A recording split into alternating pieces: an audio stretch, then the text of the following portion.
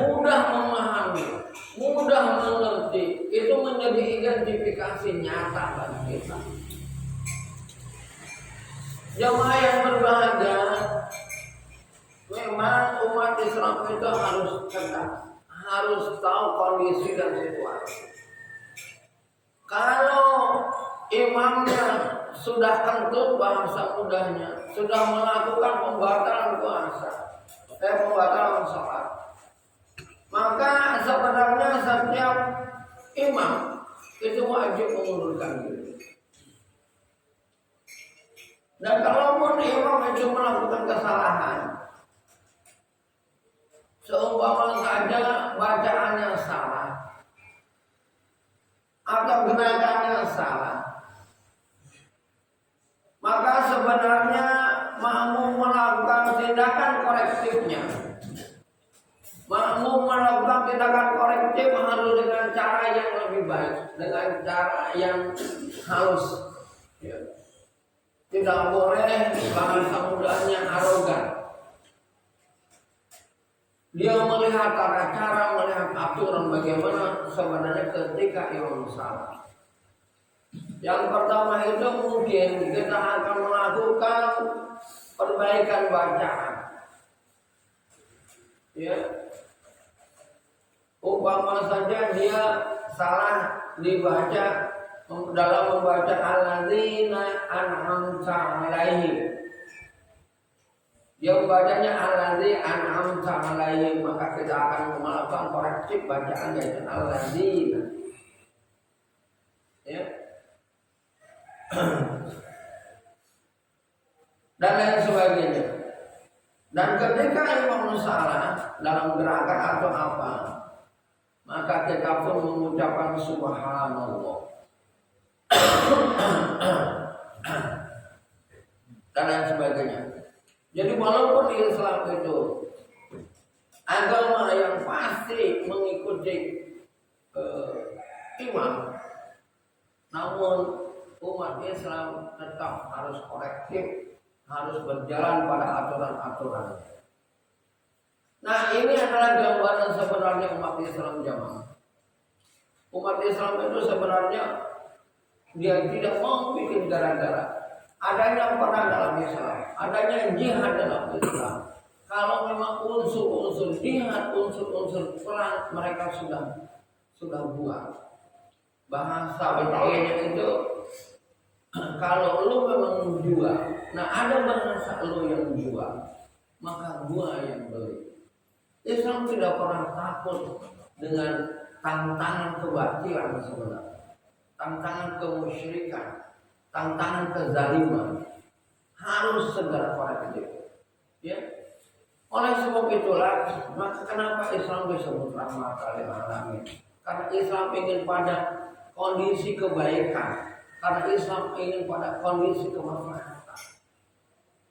Seorang guru yang baik tidak pernah membiarkan muridnya melakukan bacaan sedikit pun yang salah.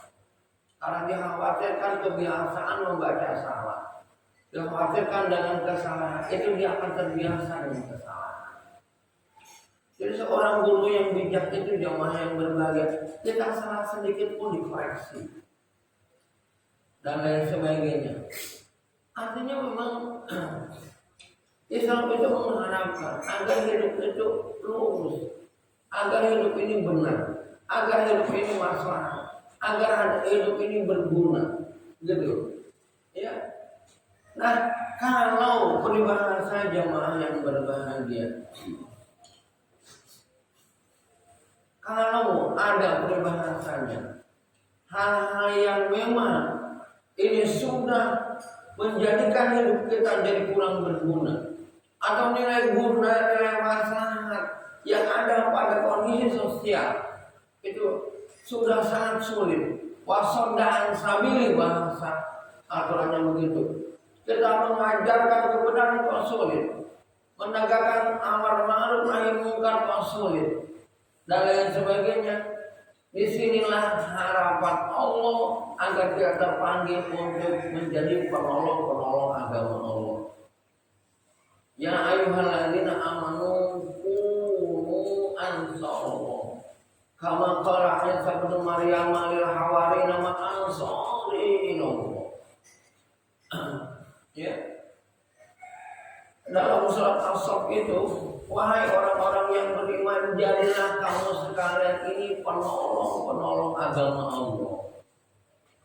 Sebagaimana Isa putra Maryam yang dalam menolong agama Allah, jamaah yang berbahagia itu ada sofan. Kalau ini maksud, ada sistem, ada cara. Jadi menolong agama Allah bukan begitu saja jamaah. Ada sebuah cara, ada sebuah strategi agar agama Allah ini tegak.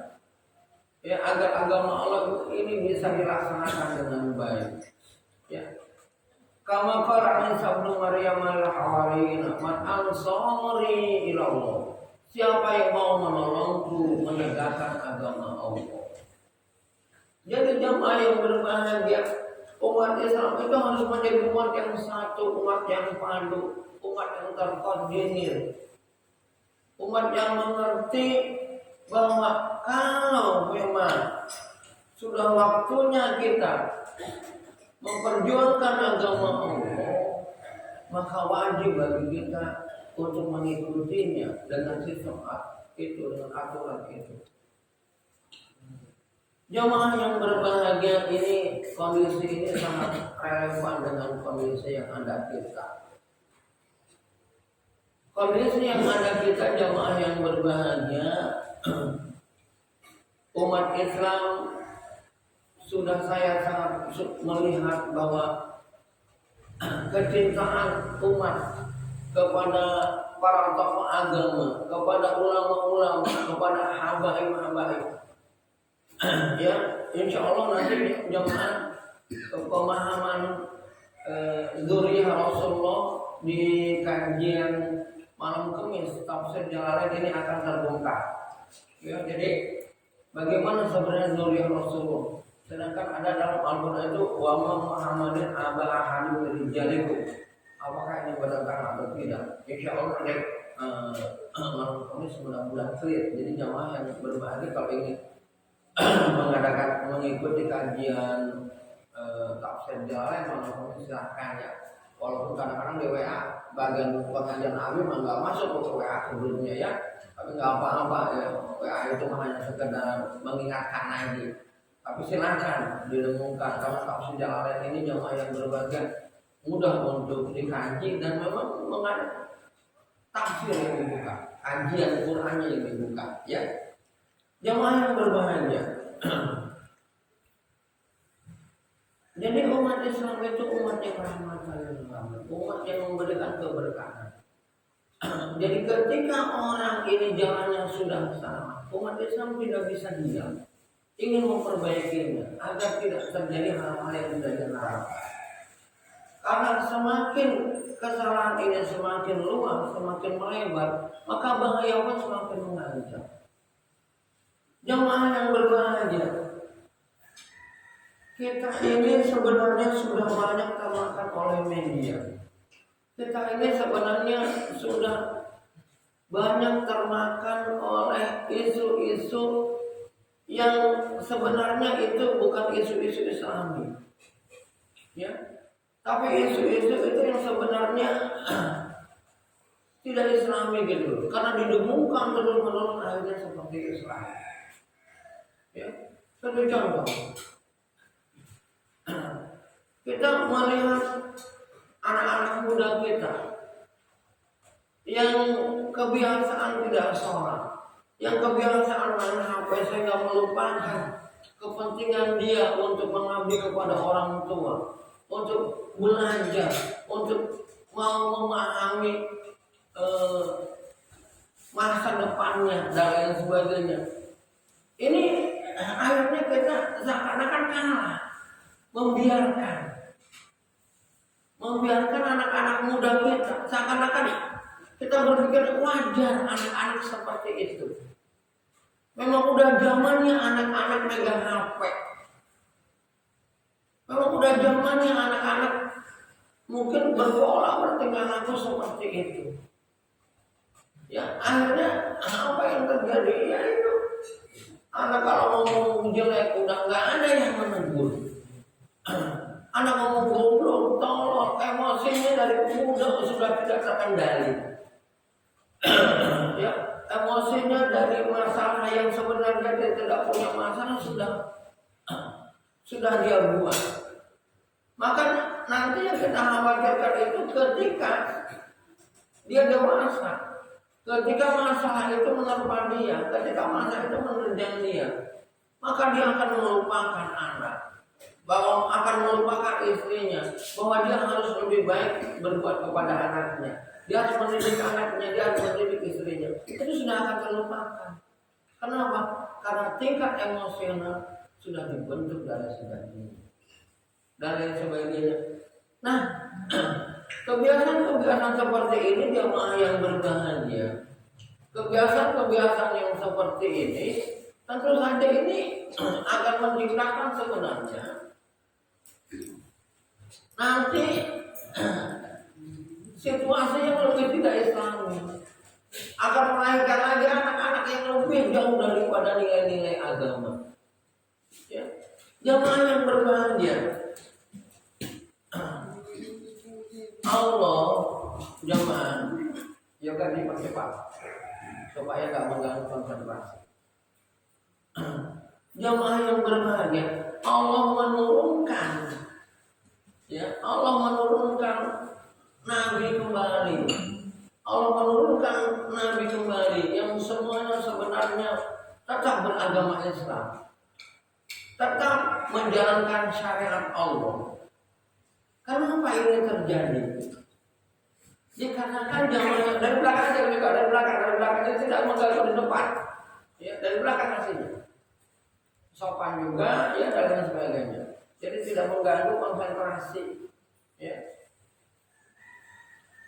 Jadi jamaah yang berbahagia sekali lagi saya ini Kak, saya lanjutkan. Jadi jamaah yang berbahagia, kalau kepedulian ini tidak kita punya, ya, terutama apalagi kita orang Muslim, kita tidak mempunyai kepedulian seperti ini, jamaah yang berbahagia, maka ketahuilah jamaah yang berbahagia, yang sebenarnya yang sangat kita khawatirkan adalah ketika api Islam sudah tidak ada lagi di hatinya. Ketika nilai-nilai Islam, kepentingan berjuang di dalam Islam sudah tidak ada lagi di hatinya. Berburu jemaah yang berbahagia, berburu untuk menciptakan kebahagiaan akhirat, yang pasti kita akan ke sana. Kalau si Gege dikasih, dia potong-potong. Kalau ada yang kuatnya dikasih, kalau nggak ada punya Abi nih. Itu si Gege dulu, udah ada mana?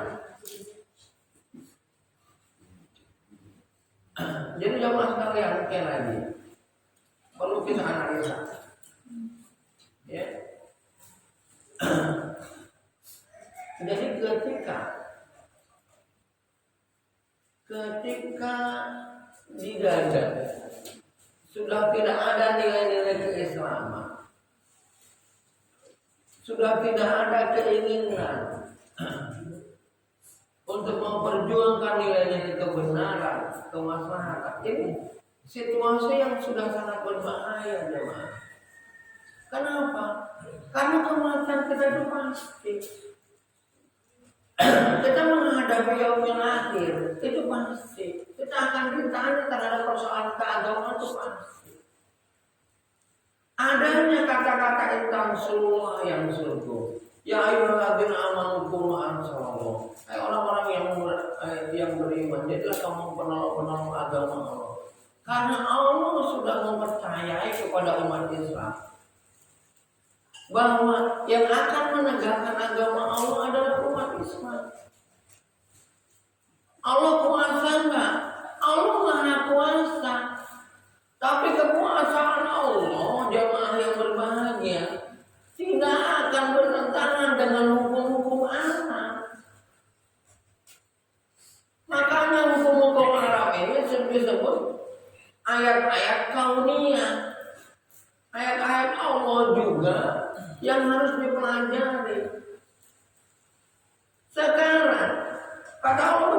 jamaah yang bermuka.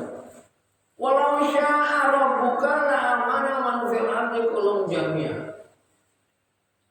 Jika masalah keimanan yang ada pada masyarakat itu adalah kehendak Allah, maka akan terjadi situasi keimanan yang ada di masyarakat.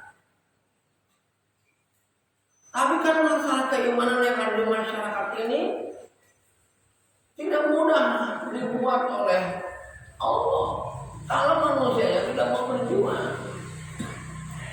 Gitu. Kalau manusia yang tidak mau berjuang. Jadi situasi Islamiyah di masyarakat itu perjuangan kita dulu, kemudian Allah baru membantu. Jamaah yang berbahagia, kenapa terjadi ya umat Islam ini direcehkan dalam masalah kepemimpinan? Ya. Artinya bahwa umat Islam itu jamaah yang berbahagia, dipimpin oleh orang-orang yang bukan muslim lagi. Ini sebenarnya Allah tidak ridho jemaah kalau kita melihat banyak ayat. Kalau kita melihat banyak ayat, Allah tidak ridho. Kenapa? Karena mereka mencari jabatan untuk apa? Yang jabatan itu luar biasa kesewenangannya. Yang jabatan itu bisa mengarahkan nakhoda mau kemana dia berlabuh. Yang jabatan itu menentukan kekuasaan, menentukan otoritas. Bahkan dia dipagari oleh kekuatan-kekuatan yang dibinanya, diciptakannya. Nah di sini sehingga kita paham kenapa Nabi Musa harus melawan Firaun, sekalipun itu ayah angkatnya, sekalipun Nabi Musa nggak punya apa-apa, tapi perlawanan harus dibuat. Karena kekuasaan sudah dibuat, tidak lagi mensejahterakan masyarakat, tidak lagi demi kepentingan umat. Dalam artian manusia, tapi kekuasaan sudah digunakan untuk kepentingan kekayaan keluarganya, kroninya, golongannya, dan lain sebagainya, bahkan oleh panunggal-panunggalnya.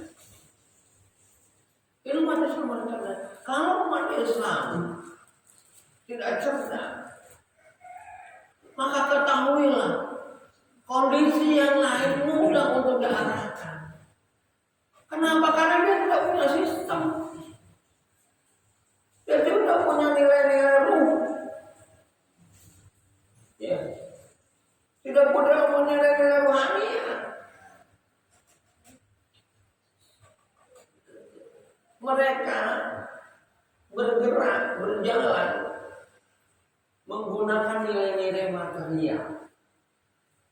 Kekuatannya itu jamaah. Makanya umat Islam itu diciptakan membunuh dunia, cinta dunia. Itu dia. Kenapa? Karena melalui dunia akan dirubah. Melalui ekonomi. Siapa yang punya ekonomi? Firaun. Ya, dan lain sebagainya.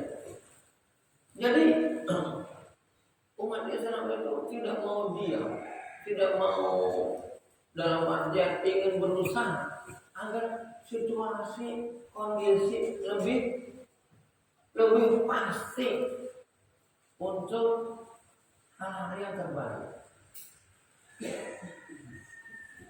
Jadi umat Islam akan mudah membantu hal-hal yang demi kemaslahatan dan demi kemanfaatan, demi kebaikan. Ya. Nah, jamaah yang berbahagia.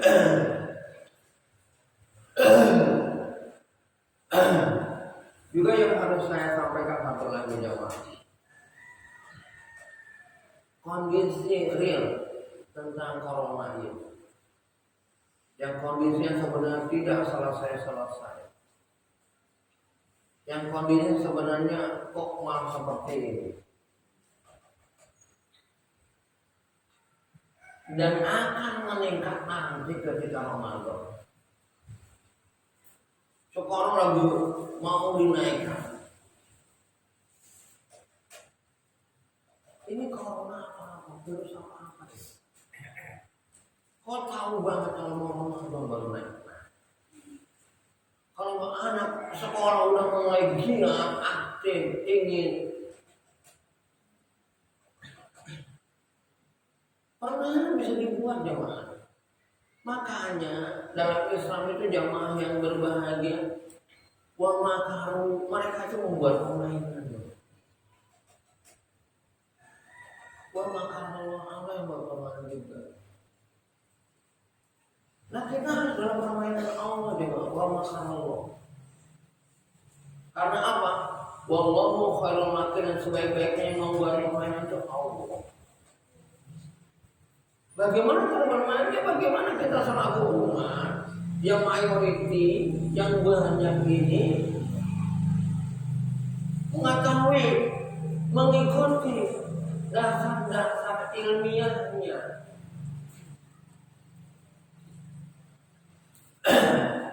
Jemaah, sekarang kita lihat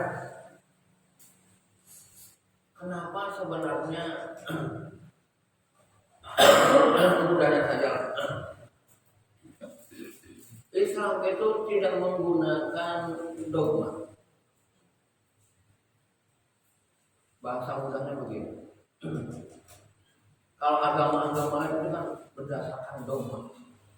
Islam tidak berdasarkan dogma.